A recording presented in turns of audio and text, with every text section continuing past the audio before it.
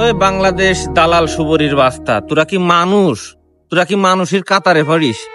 মালয়েশিয়ার থেকে আসলাম সিঙ্গাপুর, যে সিঙ্গাপুর ভাই বাগাররা কেমন আছে আমার প্রবাসী ভাইরা, তাদের দেখার উদ্দেশ্যে আসছিলাম। কিন্তু এরা তো দেখছি আরো বিপদে আছে।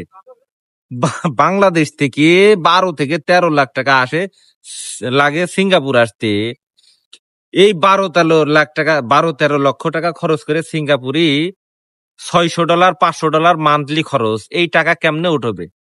$1000 ইনকাম মাসে। এই যে মাল্টি ন্যাশনাল বিল্ডিং আর মাল্টি ন্যাশনাল লোকের সাথে সিঙ্গাপুরে বেশিরভাগই ভিজিটর, এদের সাথে তাল মিলিয়ে চলতে আছে। ওর একজন ভিজিটারের যেই খরচ, একজন সিঙ্গাপুরের যে ওয়ার্কার ওরও সেই খরচ। তো এই এই প্রতিযোগিতার বাজারে কেমনে চলবে? আর তোরা যে 12-14 লাখ টাকা নিস, তোরা কি মানুষের কাতারে পড়িস ভাই? হ্যাঁ, তোকের কি একটু বিবেক বুদ্ধি নেই? আর বাংলাদেশের সরকার, বাংলাদেশ যে দালাল গুলো, এগুলো কি করছে? এরা কি মাগির দালাল গিরি করে যাবে? এরা কি কোনোদিন ভালো হবে না?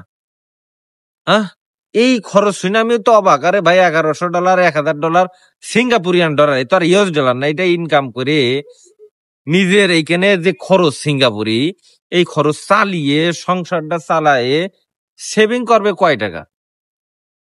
আমি তো অবাক এদের খরচ দেখে। যারা ভালো আছে, যারা 2200-2500 ডলার ইনকাম করে, তারা তো আলহামদুলিল্লাহ ভাই চলতে পারে। যারা নতুন বিদেশ আসবে, যারা নতুন বিদেশ আসবে, কেমনে পারবে ভাই? এ কি সম্ভব?